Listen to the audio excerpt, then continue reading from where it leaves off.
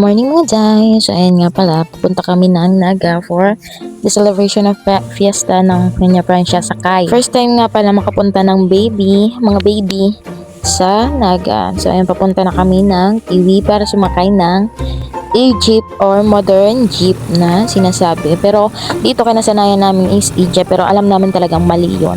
Alam naman pala ba't ginagamit pa, di ba?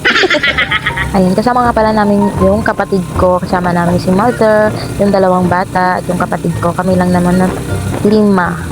Yan, yung pupunta sa Naga para mag-celebrate ng sakay. Doon kina tita sa Naga City. So, ayan, tignan nyo naman yung anak ko, nakanguso na naman siya. Diyos ko, kinasanayan niya na yan, yung nguso-nguso na yan, lalo pag sinasabihan siya ng nguso, nguso talaga yan. Hindi ko na nga na-videohan, nandito na kami sa E-Jeep or modern jeep, baka kasi may mag-bash sa akin, na mali daw talaga yung E-Jeep. Hoy, alam ko!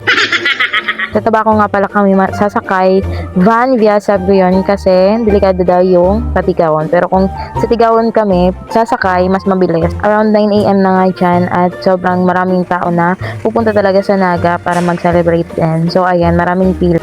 Inabutan nga kami dyan ng pangalawang van kasi hindi na kayang isakay kami dun sa isang van kasi 3 kami. At ayan nga yung anak ko, pa cute-cute talaga. Gutom na ako dyan. Smile. Hindi ko na nga na-videohan yung ibang place na dinaanan nitong van kasi nga nalobat yung cellphone ko. Ayun, sobrang traffic talaga. Di ko nga sure kung saan na nga to, kung parte ng mundo. Chor. Pero nakita ko Robinson na kaya binidyohan ko. Kaya yan. Parang pangalat. Grabe, abot pala ng 3 hours ang biyahe. Pag sabluyon ka, pero pag tigawong ka, malapit lang talaga. Nasa Naga na nga kami dyan at hindi ko na nabidyohan yung ibang lugar. Pero papunta na talaga kami sa San Felipe, sa Cokeville. So alam nyo na. Ay, grabe nga talaga yung pinagbago ng daanan papuntang San Felipe. Diyos ko, inikot ba naman kami? Pero ganyan talaga, pag matagal ka na hindi nakakapunta dito, maliligaw ka talaga. Hindi naman kami naligaw. Sila nagsabi noon, ako pala. So sobrang traffic nga, ayan, nagkagulo na sila at nagkatikita na. Papasaway pa nga yung, hindi ko alam kung sino mali, basta nakita ko lang, binidyohan ko. Uy, huwag kayong ganyan, huwag kayong mag-away-away. It's fiesta, you know. Grabe, akala ko sa FB ko lang yun makikita or sa mga post-post, pero grabe, nakita ko na talaga yung mga ganun. Ngayon lang. Balik nga tayo dito sa biyahe, makikita nyo talaga, super traffic talaga, ang haba ng traffic dyan sa labasan. Ayan. Grabe, pag ganito talagang rush hour, Diyos ko, nakakapagod talaga. Nakakapagod na sobra.